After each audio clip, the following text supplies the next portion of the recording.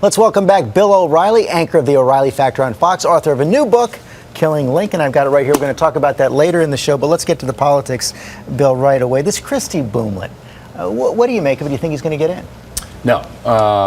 Very hard to raise money, very hard to put a national organization together in the period of time that he would have to do so. And I think for the governor himself, it would be wiser for him to really establish himself in New Jersey because it hasn't been very, very long.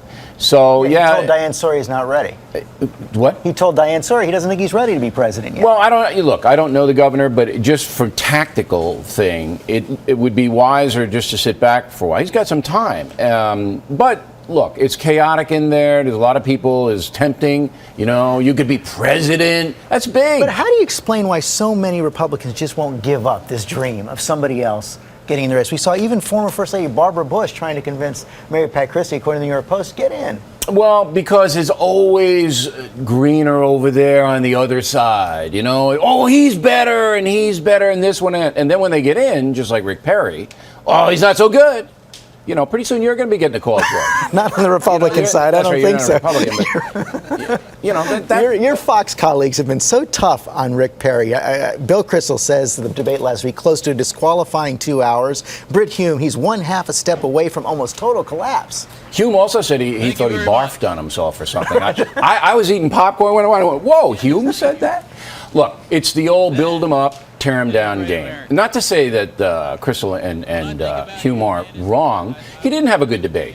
But so what? I mean, that happens a lot. Do you think he can come back? Sure. I mean, he's a guy that has a good record in Texas, that has a conservative base that likes him. Yeah, he didn't do that well, but there's a whole bunch of other debates, and maybe he'll do better. Meanwhile, President Obama really going after this. You saw him in these fundraisers out on the West Coast. He told them, has anybody been watching the debates lately? You've got a governor whose state is on fire denying climate change. You've got audiences cheering at the prospect of somebody dying because they don't have health care and booing a service member in Iraq because they're gay. That's not reflective of who we are.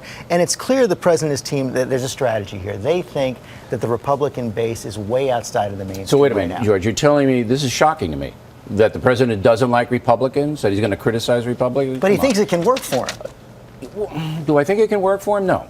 I think that the economy is so bad that if the Republicans run a candidate with credibility, the president will lose unless something happens. Rhetoric walks right now. People are angry. Americans are angry, all right? And when they're angry, they take it out on who's in power. And if the Republicans can put forth someone who can convince Americans that they have a better handle on the economy, the Republicans will win. So this kind of rhetoric is just... Is what? Is that person in the field right now? I don't know yet. You got to give them a little bit of time, these guys. It's not the easiest thing in the world, all right? So you've got to see how they hand themselves over a period of time.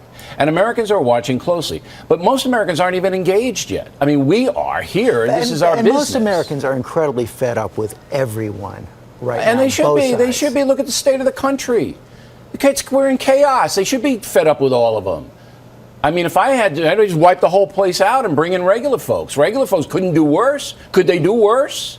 Bring in regular folks to run the country. Who's a regular folk? Just, you know, people who don't do politics for a living.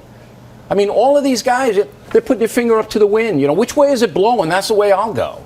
Why don't you do something right for the country once in a while, instead of thinking about your career and if I'm going to get reelected next time? I shouldn't say danger. You think that's likely to happen next year? Everybody does get wiped out, the president loses, and the Republicans lose the No, I House? think the Republican Party is poised, if they don't blow it, and believe me, they could, to really win big, because the Democratic Party has run up more than $5 trillion in debt, all right, just in 4 years. And that's just outrageous.